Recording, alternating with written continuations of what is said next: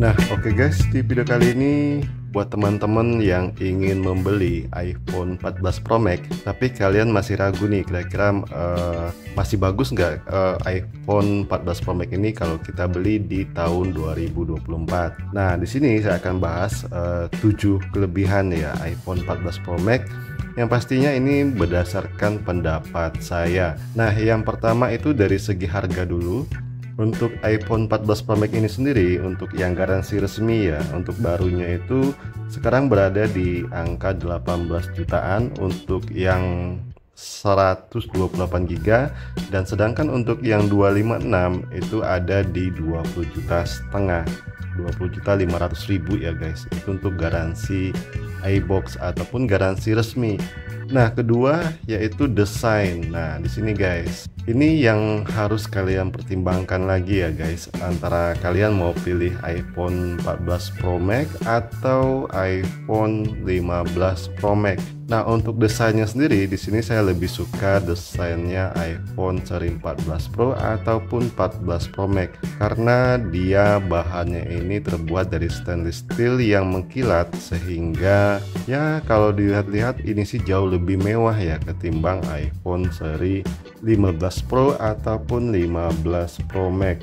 Nah, kemudian untuk bagian belakangnya juga ini terbuat dari kaca ya, dan kilauannya itu lebih enak dilihat ketimbang yang seri iPhone 15 Pro ataupun 15 Pro Max. Jadi perpaduan bahannya ini sehingga ya menurut saya lebih suka untuk desainnya iPhone 14 Pro dan iPhone 14 Pro Max. Nah, kemudian dari segi layar, untuk saat ini layarnya saya merasa puas ya dengan layar yang ada di iPhone seri 14 Pro dan 14 Pro Max, yang mana layarnya ini dia sudah Super Retina XDR, kemudian sudah juga support 120 Hz, yang mana nanti itu pergerakan layarnya itu jauh lebih smooth. Dan meskipun sebenarnya untuk 120 Hz ini sudah ada ya di seri-seri Android yang mungkin harganya 5 jutaan atau 4 sampai 5 jutaan, itu sudah banyak. Tapi di sini iPhone 14 Pro Max ini dia sudah support ya.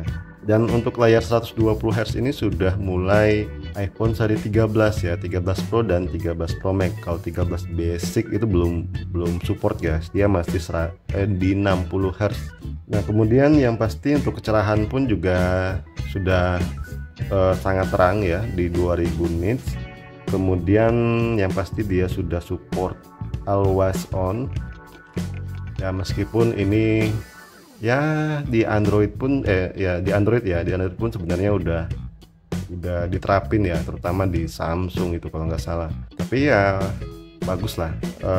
Yang pasti ini penanda kalau iPhone kita itu adalah iPhone 14 Pro atau 14 Pro Max. Kalau untuk yang seri 13 Pro dan 13 Pro Max itu setahu saya dia belum bisa yang namanya always on.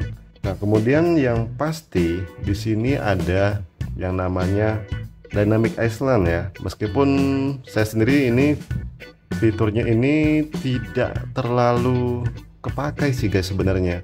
Tapi dengan adanya Dynamic ini ya kita paling tidak bisa inilah ya, teman-teman yang lain itu bisa tahu kalau kita itu pakai seri 14, atau mungkin bisa jadi mereka kira kita pakai yang seri 15 Pro atau 15 Pro Max.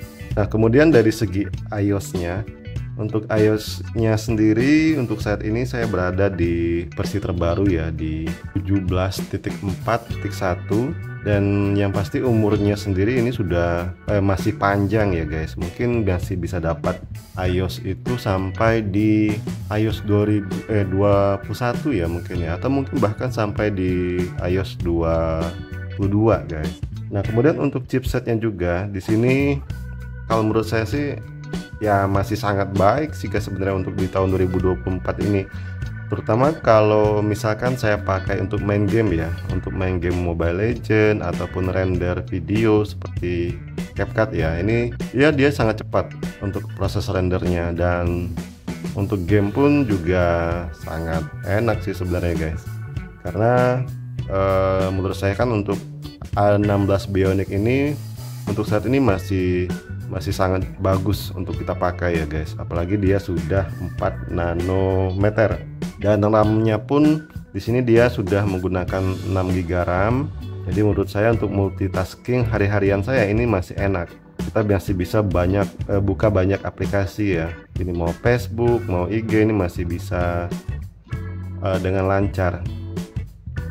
Nah, kemudian untuk dari segi kamera, nah ini guys, ini yang sangat saya suka ya dari seri iPhone 14 Pro dan iPhone 14 Pro Max ketimbang yang seri 13 Pro ya atau 13 Pro Max.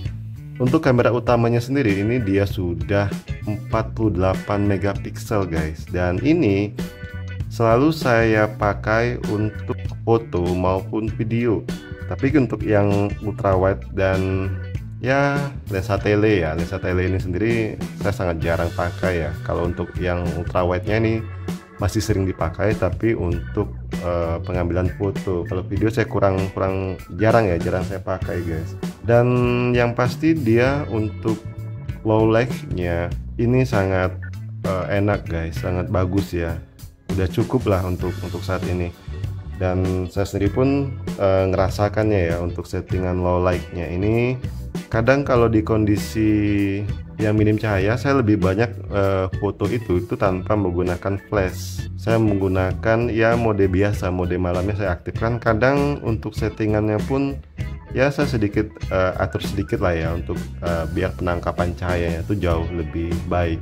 Nah, kemudian untuk dari segi baterai ya di sini teman-teman, meskipun baterainya itu ukurannya sangat kecil, tapi menurut saya ini masih sangat irit ya. Dan saya sendiri ini kondisinya di 89% untuk baterai health-nya. Ini kalau saya pakai untuk main game Mobile Legends menghabiskan baterai ini ya 5-6% untuk waktu permainan itu di ya 10-15 menit lah ya. 15 menit itu maksimal guys. Dan itu sangat irit ya, meskipun baterai health-nya itu sudah di bawah 90%. Nah, kemudian untuk pengecasannya pun kalau teman-teman mau cepat itu bisa pakai kabel ya, atau kalian juga bisa pakai wireless charging. Dan wireless charging ini sendiri dia cuma support hingga 15 watt ya, tidak lebih. Dan menurut saya pun ini masih wajar lah ya, meskipun dia tidak terlalu cepat untuk proses pengecasannya. Kemudian apalagi ya, paling itu aja sih yang bisa saya sampaikan buat teman-teman yang sekiranya ingin membeli iPhone 14 Pro atau 14 Pro Max. Ya, semoga video ini bisa bermanfaat ya buat kalian. Oke, sekian dulu video dari saya. Thank you dan bye bye.